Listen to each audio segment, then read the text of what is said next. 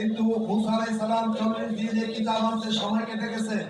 এসে দেখেন ওনার কওমে 40,000 লোক গোমরাহ হয়ে গেছে। কত হাজার? 40,000।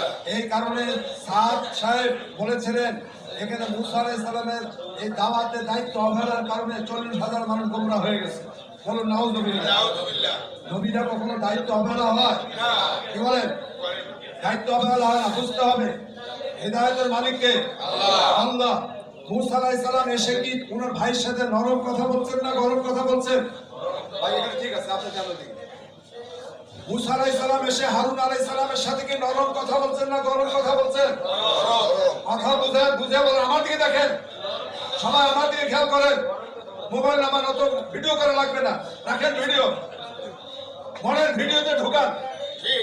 মুসা আলাইহিস সালাম এসে কি নরম কথা বলছেন না গরম কথা বলছেন? কি বলছেন?